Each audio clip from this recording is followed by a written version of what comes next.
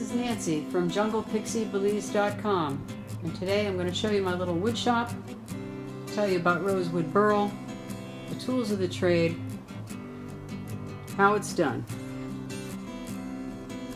You can visit my shop on Etsy at Junglepixiebelize, handcrafted rosewood burl. A lot of people ask me, what do you use to carve it? And my answer used to be, well, I use my teeth, fingernails, and a lot of harsh language. But in actuality, I use a scroll saw to cut out the shape that I want. I use various bits, different kinds of cutters, routers that are available. Lots of different shapes of files. I keep these color coded so I can just grab them and get the right one. Then I use sandpaper by hand, starting with the rougher grades and then working 220, 320, 400, 600, and 1500 grit. And I have all my little wheels marked. I'll show you a couple of finished projects that I have. I do themes like Florida or Everglades. I do animals, symbols, mythical creatures. I get quite a bit of call for kayaks. I carve it out, and then I have to drill these holes very carefully, get them all the way through just right. You know, I've already carved out the little seat in there. And then I run elastic. This is actual real elastic, just like you'd have on a boat, on a kayak. And this paddle is made out of brass. It actually is removable, it slips out of there.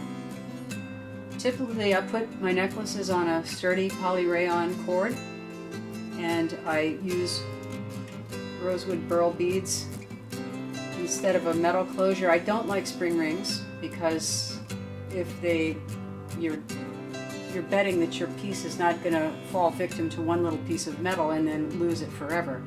These are adjustable, so you just put it over your neck. You slide the beads around to the side, whatever you want the adjustment to be, and then also they are decorative if you have them closer to the front, like a choker. So let's talk about wood grain. Take a regular old cheap piece of pine. It has straight grain in it, and most wood has straight grain. You might find a couple of knots or some little anomalies in it, but most trees, whether they are softwood like this or hardwoods, they have straight grain.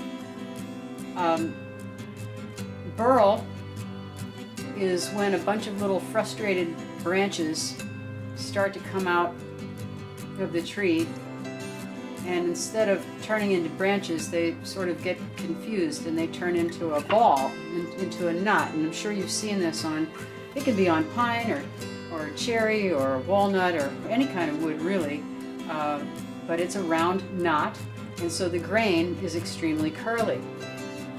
Now on rosewood, this is very, very dramatic. Rosewood in general is almost gone on the planet. The only reason I have some is, having lived in Belize for a number of years, I have connections there, and there are old sawmills from the logging industry from way back when, 120 years ago. And so I can get, small pieces that were milled at that time, and then I can carve them. And if you're lucky enough, besides getting straight grain, you might get some burl. I should also point out that rosewood is an endangered species. So it is protected, and we have the actual CITES approval. That's the Convención Internacional for Trade in Endangered Species, because otherwise these are pieces that just would have gotten wasted, and that way they're being used, and you get to appreciate their beauty and their rarity. Rosewood burl is a planetary legacy, because when it's gone, there is no more.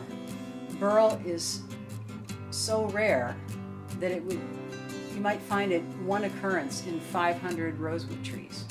And rosewood trees, as I said, are almost gone on on the planet. They're all logged out in Belize. I lived in Belize for 13 years. I never saw a rosewood tree. They got logged out a long time ago. So you can have the dark hardwood, and in rosewood burl, or any kind of burl, when you have a tree that can have light and dark, this is the heartwood, this is the sapwood. This is a really cool piece because it's got a blend of all this stuff, so this is quite unique. It can be spalted, it can be bird's eye, fiddle leaf, names for the different types of patterns that you get. So now I'm going to tell you about the specific project I've been working on lately.